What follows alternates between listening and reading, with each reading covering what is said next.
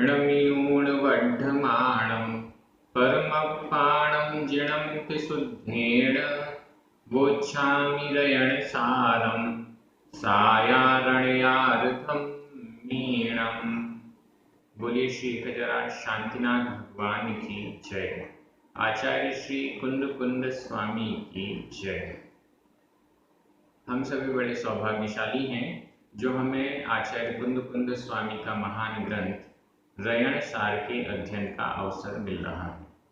हम सभी प्रतिदिन 2 गाथाओं का अर्थ करते हैं, प्राकृत भाषा की दृष्टि से एक एक शब्द को समझने का पुरुषार्थ करते हैं। आज हम 2 गाथाओं का अध्ययन करेंगे, गाथा क्रमांक 134 और 135। अंतरात्मा का स्वरूप आचार्य कुंद कुंद स्वामी के द्वारा बताया गया। वह अंतरात्मा इंद्रिय विषयों के प्रति अनासक्त रहती है, रुचि नहीं रखती है, ऐसा उन्होंने बताया। ये इंद्रिय विषय क्यों नहीं छूटते, सम्यक दृष्टि भी इंद्रिय विषयों को नहीं छोड़ पा रहा है, इसका क्या कारण है, या वो क्या मानकर इन इंद्रिय विषयों को सेवन कर रहा है, ये बहुत अच्छा विषय यहाँ पर स्पष्ट होने वाला है। चलिए प्रारंभ करते हैं। गाथा क्रमांक 134। उच्चारण। मल मल मुत्त मुत्त घडव्व घडव्व मल मुत्त घडव्व चिरम चिरम वासीय वासीय दुग्वासणम दुग्वासणम आधा पूरा दुग्वासणम ण मुंचेयी मुंचेयी पक्खालीय पक्खालीय आधा ख पक्खालीय सम्मत आधा पूरता सम्मत जलो। ये पूरा एक समासित पद है। पक्खालीय सम्मत जलो। णाण मेण णाणमेण पुण्णो पुण्णो आधणा पुराण पुण्णो बी मलमुत्त घडव्व चिरम मलमुत्त घडव्व चिरम वासीय दुग्वासणं ण मुञ्चेयी वासीय दुग्वासणं ण मुञ्चेयी पक्खालीय सम्मत जलो पक्खालीय सम्मत जलो यणाणमेण पुण्णोऽपि यणाणमेण पुण्णोऽपि। बहुत अच्छी गाथा है और इसमें ये स्पष्ट किया जा रहा है कि इंद्रिय विषयों को क्यों नहीं छोड़ पाते हैं।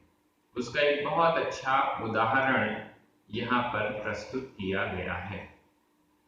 मलमुत्त घडव्व मल मुत्त घडव्व व आधा व पूरा व। ये जो व है इसका अर्थ है, जैसे संस्कृत में इव शब्द होता है, प्राकृत में भी है, लेकिन यहाँ पर व ये ज्यादा चलता है। इसका अर्थ है के समान। जब किसी से समानता दिखाई जाती है तो वहां पर व ये जोड़ दिया जाता है। घडव्व घट के समान, घट के समान, घट यानी घड़ा, मटका, घड़े के समान। कैसा घड़ा है वो? मल मुक्त, मल और मूत्र के, घड़ घड़े के समान, मल और मूत्र से चिरम चिरम लंबे समय तक, चिरम लंबे समय तक, वासीय वासीय वासित वासित मल और मूत्र से भरा हुआ घड़ा, चिरम वासीय, चिरम यानी लंबे समय तक, काफी टाइम तक, दिनों महीनों तक, वर्षों तक। चिरम लंबे समय तक, वासी वासित है, लंबे समय तक जो दुर्गंधित है, मल मूत्र का घड़ा जो कि चिरम लंबे समय तक, चिरकाल से, बहुत लंबे समय से वासित है, दुर्गंधित है, क्योंकि उसमें दुर्गंधित पदार्थ बहुत लंबे समय तक भरा रहा, इसलिए लंबे समय से जो वासित यानी दुर्वासित है, वासित का मतलब यहाँ पर दुर्वासित है, दुर्गंधित है, ऐसा लेना है। वासित शब्द भूतकालिक प्रदंत का प्रयोग है। वास का अर्थ है दुर्गंध, गंध, वास का अर्थ लिया जाएगा गंध, लेकिन यहाँ पर मल और मूत्र से भरा हुआ घड़ा है, इसलिए यहाँ पर गंध से तात्पर्य दुर्गंध लिया जाएगा। दुर्गंधित है, चिरकाल से जो दुर्गंधित है, ऐसा मल और मूत्र के घड़े के समान। ये तो यहाँ पर उपमा समानता बता दी गई। किसके समान? घड़े के समान। कैसा घड़ा है? मल मूत्र वाला घड़ा है, और चिरमवासी, चिरकाल से, लंबे समय से वो दुर्गंधित है, मल मूत्र से भरा हुआ होने से लंबे समय तक दुर्गंधित है। ऐसा घड़ा कितना भी साफ कर लिया जाए, दुर्वासनम न मुंचै, कितना भी साफ कर लिया जाए, दुर्वासनम, दुर्वासन को, दुर्वास को, दुर्गंध को, न नहीं, मुंचई छोड़ता है। कितना भी साफ कर लें, कितना भी पानी से धो लें, लेकिन उसमें से दुर्गंध नहीं छूटती, दुर्गंध आती रहती है। कितना भी उसमें सेंट, परफ्यूम डाल दें, कुछ भी कर लें, दुर्वासनम न मुंचे, दुर्वास को नहीं छोड़ता है। ये ऊपर वाली लाइन आपको क्लियर हो गई। कौन दुर्वास को नहीं छोड़ता है? मल मूत्र का घड़ा जो कि चिरकाल से दुर्वासित है, दुर्गंधित है, वह दुर्वासनम, दुर्वास को, दुर्गंध को न नहीं मुंचेई छोड़ता है, मुंचेई छोड़ता है। यह वर्तमान काल अन्य पुरुष एक वचन का क्रिया रूप। अब जैसे मैंने बोला था ना, चाहे कितना भी धो लिया जाए, तो वो चाहे कितना भी धो लिया जाए नीचे लिखा हुआ है। तो ऊपर अर्थ लगाने के लिए अपन को बोलना पड़ा था, लेकिन नीचे आचार्य कुंकुम स्वामी ने स्वयं लिखा है, चाहे कितना भी धो लिया जाए। पखाली सम्मत जलो, मैंने तो पानी से धोने के लिए बोला था, लेकिन वो सम्यक रूपी जल से प्रक्षालित। अब यहाँ घड़ा क्या है? यह आत्मा, मैं, यह घड़ा, मल मूत्र से भरा हुआ घड़ा, यानी मैं संसार अवस्था में लंबे समय से मल मूत्र आदि दुर्गंधित पदार्थों से जो भरा हुआ यह शरीर है, इस शरीर के अंदर बैठा हुआ आत्मा, यह जीव कैसा है? यह जीव अनादिकालीन कुसंस्कारों से सहित है, अनादिकालीन कुसंस्कारों से सहित है। तो अब उसे कितना भी धोया जाए, कितना भी कुछ किया जाए, संस्कारों की जो गंध है वो नहीं जाती है। वे कुसंस्कार जो अनादिकाल से हम किए जा रहे हैं, इंद्रिय के सुखों को भोगे जा रहे हैं, तो वो इंद्रियों के सुख नहीं छूट पाते। ये यहाँ पर समानता के रूप में स्पष्ट किया जा रहा है। तो यहाँ नीचे जो बताया जा रहा है, सम्मत जलो, घड़े के लिए तो जल है, लेकिन हमारे लिए सम्यक रूपी जल, पखालीय, सम्मत जलो, पखालीय, प्रक्षालित, प्रक्षालित, उस घड़े को प्रक्षालित किया गया, सम्मत जलो, जिस घड़े को सम्यक रूपी जल से प्रक्षालित किया है, जिस घड़े को सम्यक रूपी जल के द्वारा धोया गया, फिर भी वह अपनी दुर्वास को नहीं छोड़ता। यहाँ जीव की बात करें, उस जीव ने सम्यक दर्शन भी प्राप्त कर लिया, तो भी कुसंस्कार नहीं जाते हैं, तो भी कुसंस्कार बने रहते हैं। थोड़ा सा मौका मिलता है और वो कुसंस्कार प्रकट हो जाते हैं, थोड़ा सा मौका मिलता है और इंद्रिय सुखों में वापस रमने लग जाता है यह जीव। पखाली सम्मत जलो, ऐसा घड़ा जो कि सम्यक रूपी जल से प्रक्षालित है। यह और भी सुन लीजिए, णाणमीयेण पूर्णोपि, णाणमीयेण इसका संधि विच्छेद करें, णाण णा में छोटा अ, अमीयेण छोटा अ, ये दो छोटे अ मिलकर आगे वाले अ का लोप हो गया, पीछे वाले एक अ का लोप हो गया, एक ही आ रह गया, छोटा आ रह गया, नाणमीयेण। यहाँ पर अमीयेण शब्द है, अमीय, अमीय का मतलब है अमृत। णाण अमीयेण, ज्ञान रूपी अमृत से, णाणमीयेण, णाण अमीयेण, ज्ञान रूपी अमृत से, पूर्णो भी, पूर्ण भी, पूर्णो यानी पूर्ण, भी ज्ञान रूपी अमृत से वह घड़ा पूर्ण भरा भी है, तो भी चिरकालीन दुर्गंध के संस्कार छूटते नहीं और उसमें से अभी भी दुर्गंध आ रही है।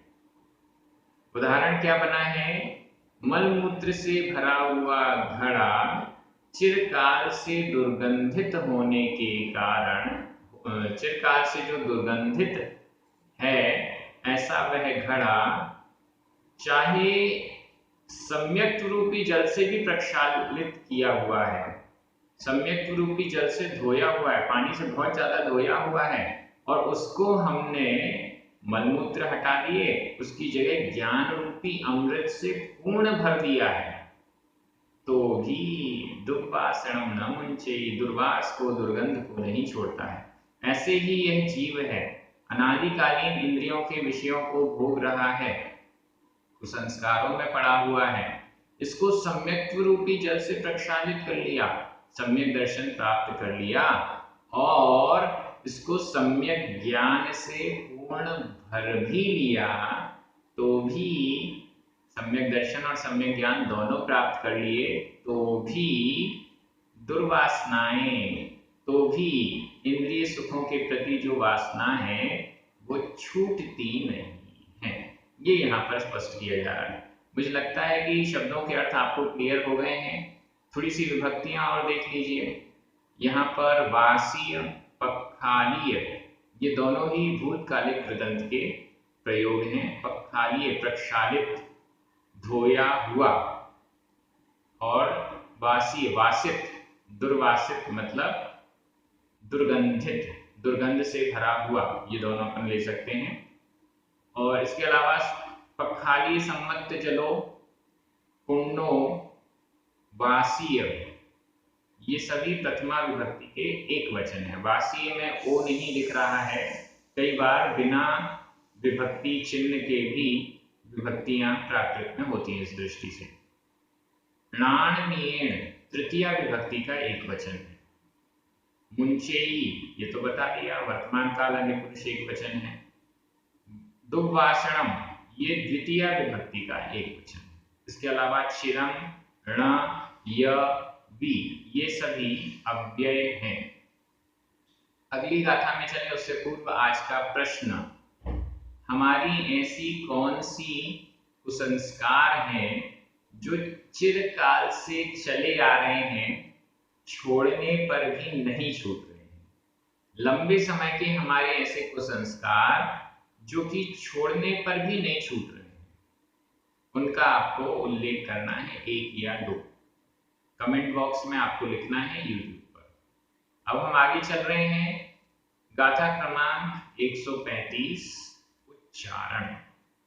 सम्मा इट्ठी, सम्मा इट्ठी आधा ट ठ, सम्मा इट्ठी, णाणी, णाणी, अखाण आधा क ख, अखाण, सुहम, सुहम, कहम, कहम, ति, अणुहवई, अणुहवई, केणावि, केणावि, ण, परिहारै परिहारै, वाहि वाहि, विनाशनट्ठम विनाशनट्ठ विनाशनट्ठ, आधा ट ठ, भेषजम भेषजम, आधा जा पूरा जा, वाहि विनाशनट्ठ भेषजम, ये पूरा एक समासित पद है। सम्मा इत्थीणानि सम्मा इत्थीणानि, अक्खाण सुहं कहंपि अणुहवै अक्खाण सुहं कहंपि अणुहवै, केणाविण परिहारै केणाविण परिहारै, वाहि विनाशनट्ठ भेषजम वाहि विनाशनट्ठ भेषजम। बहुत अच्छी गाथा है। आचार्य कुनकुन स्वामी स्पष्ट कर रहे हैं कि इन इंद्रिय सुखों को कैसे भी करके एक सम्यक दृष्टि जीव भोग लेता है, अनुभव कर लेता है। क्यों कर लेता है, क्यों उसे अनुभव करना पड़ता है? वो यह मानता है कि ये तो औषधि है, व्याधियों का विनाश करने के लिए औषधि है। देखिएगा गाथा एक एक शब्द ध्यान से, और बड़ा अच्छा चिंतन यहाँ पर प्रस्तुत किया जा रहा है। सम्मा इत्थि सम्यक दृष्टि, सम्मा इत्थि सम्यक दृष्टि, णाणि ज्ञानी, ऊपर बात चल रही थी सम्यक से प्रक्षालित कर लिया, ज्ञान से भरा हुआ है, ज्ञान रूपी अमृत से भरा हुआ है, मतलब सम्यक दर्शन भी हो गया जिस जीव को, और सम्यक ज्ञान भी हो गया जिस जीव को, लेकिन वो कुसंस्कारों की, जो इंद्रिय सुखों की जो पुरानी आदत है वो नहीं गई। उसी को यहाँ पर स्पष्ट कर रहे हैं। सम्मा इत्थि णाणि, सम्यक दृष्टि, णाणि सम्यक ज्ञानी, अक्खाण सुहम, अक्खाण अक्षों के, अक्ष यानी इंद्रिय, इंद्रियों के, सुहम सुख को, सम्यक दृष्टि ज्ञानी जीव अक्खाण इंद्रियों के सुहम सुख को, कहंपि अनुभवै, कहंपि कैसे भी, कहम यानी कैसे, पी यानी भी, कहंपि कैसे भी, यहाँ कैसे भी का मतलब है चाहता नहीं है लेकिन मजबूरी में कैसे भी करके अनुभवई अनुभव करता है, क्योंकि अभी इंद्रिय सुख तो हटने वाले हैं नहीं, इंद्रिय सुख तो आएंगे और भोगने ही पड़ेंगे, उनका अनुभव तो करना ही पड़ेगा। तो वह सम्यक दृष्टि और ज्ञानी जीव अक्खाण अक्षों के, इंद्रियों के सुहम सुख को, कहंपि कैसे भी, जिस किसी प्रकार से, नाक मुंह सिकोड़ कर, कैसे भी करके, अनुभवई अनुभव करता है, उनका अनुभव तो करता है, कैसे भी करके कर लेता है, उसको अनुभव करना पड़ता है। अनुभवई यहाँ पर वर्तमान काल अन्य पुरुष एक वचन का क्रिया, अनुभव करता है। और क्या करता है फिर? इसके लिए एक बहुत अच्छा यहाँ पर तर्क दिया गया। क्यों अनुभव करता है? छोड़ क्यों नहीं देता, छोड़ क्यों नहीं पा रहा है? जब तक छोड़ नहीं पा रहा है तब तक वह मजबूरी मानकर उसका अनुभव कर रहा है। एक उदाहरण बहुत सटीक यहाँ पर दिया गया है, नीचे देखिएगा। वाहि विनाशनट्ठम भेषजम, वाहि व्याधि, विनाशनट्ठम, यहाँ विनाशनट्ठम का संधि विच्छेद देख लें। विनाशन, विनाशन ण में छोटा अ, अट्ठ, अट्ठ छोटा अ, दो छोटे अ मिलकर बड़ा आ हो गया, लेकिन आधा ट और ठ ये संयुक्त अक्षर है, और संयुक्त अक्षर से पूर्व दीर्घ स्वर भी रस हो जाता है, छोटा हो जाता है, वापस छोटा हो गया। विनाशनट्ठ, विनाश, अट्ठ, अट्ठ यानी अर्थ, विनाशन के लिए, विनाश के लिए, नष्ट करने के लिए। किसको नष्ट करने के लिए? वाही, व्याधि, व्याधि यानी रोग, रोग को नष्ट करने के लिए भेषजम, भेषज औषधि, दवाई, भेषजम, भेषज यानी औषधि, दवाई, रोग को नष्ट करने के लिए दवाई कैसे लेते हैं? जैसे भी हो लेनी पड़ेगी, कड़वी हो लेनी पड़ेगी, मीठी हो लेनी पड़ेगी, नाक मुंह सिकोड़ कर भी दवाई खानी पड़ेगी। जो छोटे बच्चे होते हैं दवाई खाते टाइम बहुत परेशान करते हैं, मैं भी ऐसा ही करता था, बड़ी मुश्किल से दवाई खिलाई जाती थी। तो रोग को दूर करने के लिए, रोग को नष्ट करने के लिए भेषजम, भेषज औषधि किणावि न परिहारी, किणावि किसी के द्वारा भी, किणावि इसका भी संधि विच्छेद कर लें, केण ण में छोटा अ, अवि, अ छोटा आ और छोटा आ मिलकर बड़ा आ हो गया, केणावि, केण किसी के द्वारा, अवि भी किसी के द्वारा भी, न नहीं परिहारी छोड़ी जाती है, किसी के द्वारा भी नहीं छोड़ी जाती। क्या? भेषजम दवाई, कैसी दवाई है वो? वाही विनाशनार्थ, व्याधि के विनाश के लिए, रोग के नाश के लिए जो औषधि है वो किसी के द्वारा भी नहीं छोड़ी जाती है। उसी प्रकार सम्यक दृष्टि ज्ञानी जीव भी इंद्रियों के सुखों को जो कि उसे मिल रहे हैं उनको औषधि के समान ग्रहण करता है। औषधि के समान ग्रहण क्यों कर रहा है? औषधि जब तक रोग का विनाश करने के लिए, तो वैसे इस संसार रूपी जन्म जरा मृत्यु के जो रोग हैं इस संसार में, इन रोगों के विनाश के लिए वह इंद्रिय सुखों को भी अनुभव में ला रहा है, शरीर को पुष्ट करना पड़ रहा है, इंद्रियां ठीक ठाक काम करती रहें इसकी व्यवस्था करनी पड़ रही है। जो भी कार्य हो रहे हैं, किए जा रहे हैं, उसका लक्ष्य वाही विनाशार्थ, व्याधि का विनाश के लिए, रोगों को दूर करने के लिए है। इसलिए वह औषधि छोड़ने योग्य नहीं है। जब तक रोग है तब तक वह औषधि ली जाएगी, और जब रोग ठीक हो जाएगा तब कोई औषधि नहीं लेता, अपने आप छूट जाती है। तो वैसे ही यहाँ जो भी कार्य एक सम्यक दृष्टि या सम्यक ज्ञानी जीव कर रहा है वो औषधि मानकर करता है। औषधि रुचि पूर्वक कोई ग्रहण नहीं करता, मैं जीवन भर दवाई खाता रहूं, ऐसा कोई नहीं कहता। सब कहते हैं ये रोग है, मजबूरी है, इसलिए मुझे दवाई खानी पड़ रही है, रोज 2-2, 3-3, 4-4 गोलियां खानी पड़ रही हैं। तो ये दवाई कब छूटे कब छूटे ये भावना बनी रहती है।